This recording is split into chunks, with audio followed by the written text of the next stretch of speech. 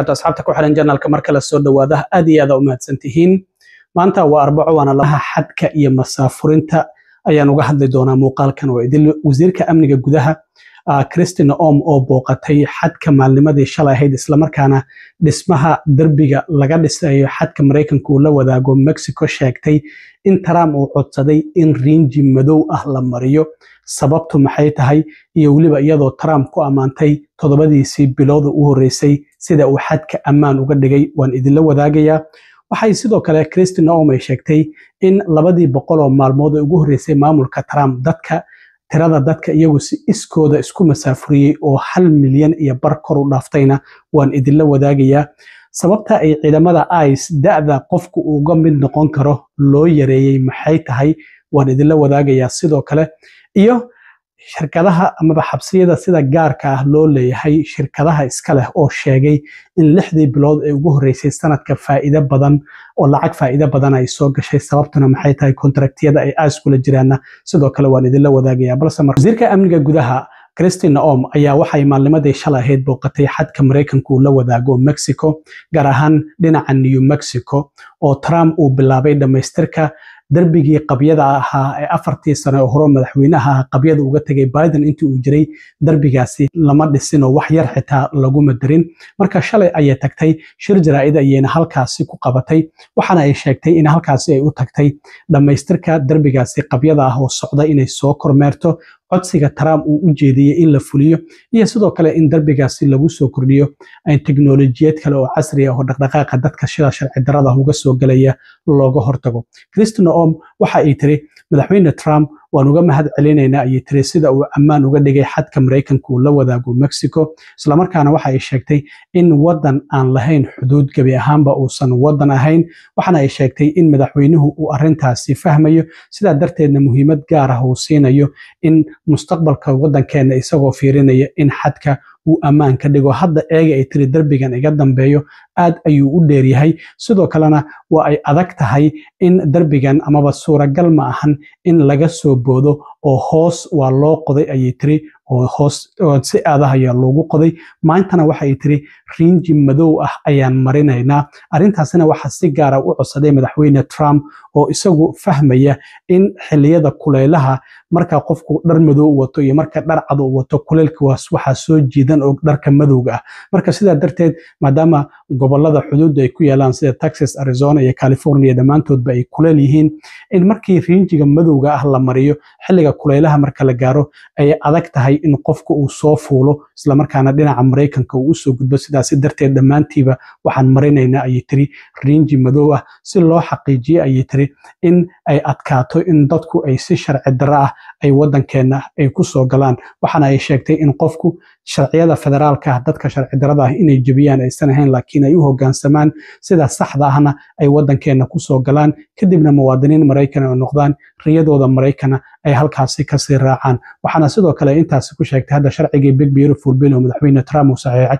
4 bishii 7 ee July in uu siiyay lacag fara badan oo lagu dhisayo in darbigaasi u dhaxeeya Mareykanka iyo Mexico isla markaana waxa ay sidoo kale xaqiijisay in ay ku dadaali doonaan ma ahan xadka Mexico oo kaliya laakiin midka waqooyi ee dhinaca Canada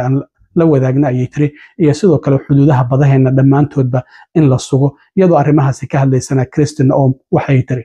Today we're going to be talking about the incredible work that these individuals have done in making sure that we're continuing to construct infrastructure. And when you look at what is behind us as far as the wall that is being built, you see obviously the structure, but also there will be more added to it as far as technology, cameras, sensors that will ensure that it will be secure far into the future and that will be efficient as well with our resources and our individuals and our agents that are out here on duty day and night making sure that America is safe. Remember that a nation without borders is no nation at all. And we're so thankful that we have a president that understands that and understands that a secure border is important to our country's future. Now, if you look at the structure that's behind me, it's tall, which makes it very, very difficult to climb, almost impossible. It also goes deep into the ground, which would make it very difficult, if not impossible, to dig under. And today, we are also going to be painting it black. That is specifically at the request of the president, who understands that in the hot temperatures down here, when something is painted black, it gets even warmer, and it will make it even harder for people to climb. So we are going to be painting the entire southern border wall black to make sure that we encourage individuals to not come into our country illegally, to not break our federal laws, but that they will abide and come to our country the right way so that they can stay and have the opportunity to become United States citizens and pursue the American dream. Now, we got an incredible amount of resources allocated to us in the big, beautiful bill, and we're so thankful for that because that's going to allow us to continue construction.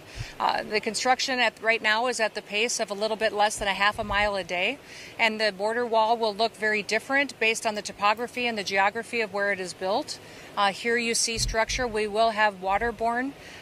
infrastructure that will be put in place as well, and then that technology will be installed. And we'll utilize that to make sure that we're doing due diligence in securing every single inch of our border. And it's not just our southern border that we are concerned with and putting resources into. It is every border from our maritime seas to also our northern border to make sure that the American citizens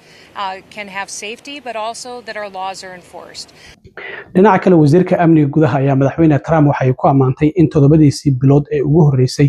uu xuduudda Mareykanka uu ammaan ka dhigay isla markaana uu ka dhabeeyay ballanqaadkii uu xilligii ololaha doorashada uu sameeyay isla markaana waxay xaqiijisay in ballanqaadkiisu ahaa in xadka uu ammaan ka dhigayo duulaanka dadka sharci darrada ah ee dambiilayaasha ay Mareykanka ku soo qaadeen oo maamulkii Biden uu fasaxayna gabi ahaanba uu joojinayo arrintaasina waa uu ka dhabeeyay wuxuuna dib u soo celiyay ammaankii bulshada xuduudda ku teedsan ee Mareykanka dadka Mareykanka ah ee degan waxa uu sameeyay wixii oo ballan qaaday maantana waxay tahay xadka ugu ammaanka badan ayaan leenahay taariikhda intii Mareykanku uu jiray waxayna sidoo kale u mahad celisay ciidamada xuduudda jooga ee CBP kuwa ICE iyo waliba ciidamada kale ee deegaanada laga soo galo Mareykanka oo Mexico la wadaaga jooga dhamaantoodba way u mahad celisay iyadoo arrimahaasi ka hadlaysayna waxay tahay Trump have been in the White House and in charge of this country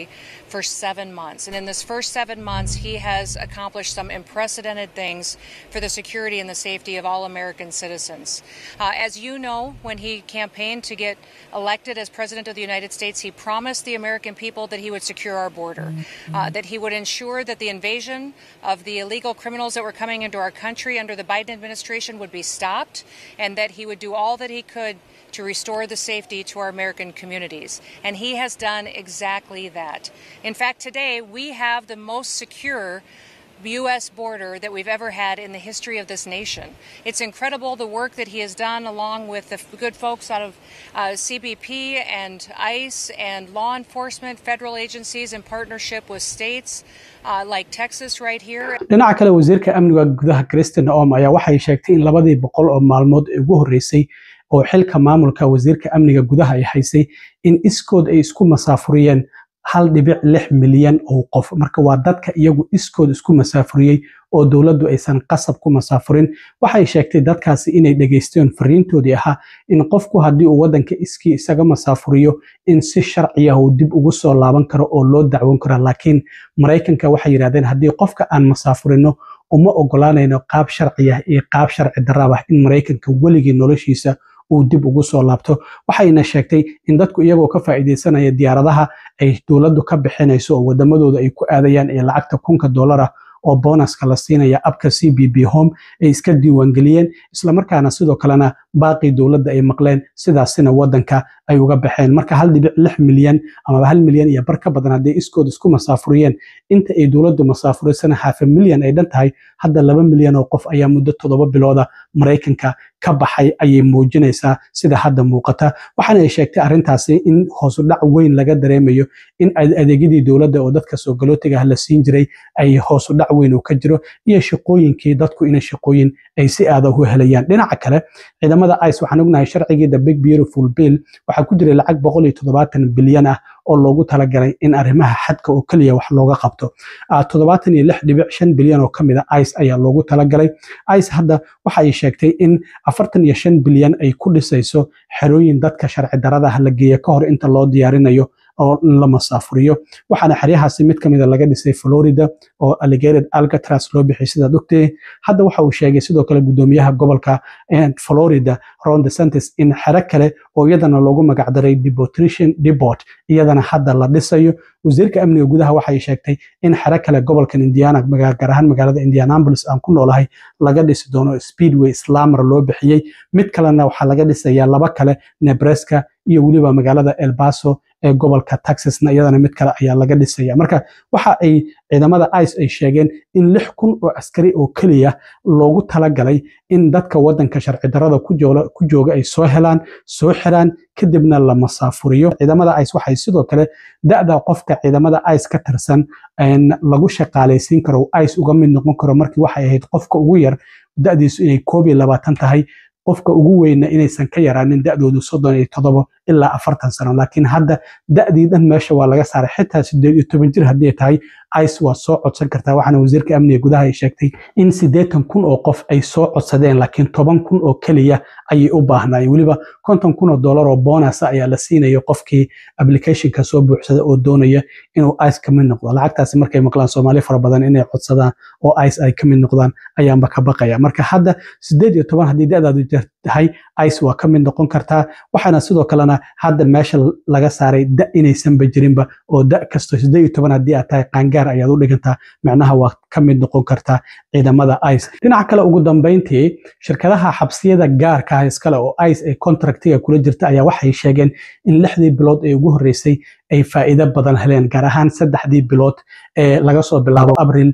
May iyo June saddexdaasi bilood waxa ay heleen labada shirkadood oo la kala yiraahdo GIA Group iyo CoreCivic si ay dalabaadka ciidamada ICE dadka ay soo qabtaan xabsiyadooda maadaama lagu xiro in lacag fara badan dawladda ay ka helayeen sida darteed waxa shirkadda sida gaarka xabsiyada gaarka iskale oo la yiraahdo CoreCivic waxay sheegtay in 538.2 milyan oo dollar ay heleen 6 bilood ee sanadkan labaad marka laga soo tago January February March April May iyo June inay heleen lacag gaaraysa 538.2 milyan waxaana sare ay u kacday marka la barbar dhigo sanadkii la soo dhaafay 9.8 ayay kor u kacday 2024 marka la barbar dhigo GIA Group iyaguna 6 bilood ee sanadkan qaybtii labaad oo second quarter waxay heleen 636.2 milyan ayay heleen 5% ayayna sare u kaceen marka la barbar dhigo sanadkii 2024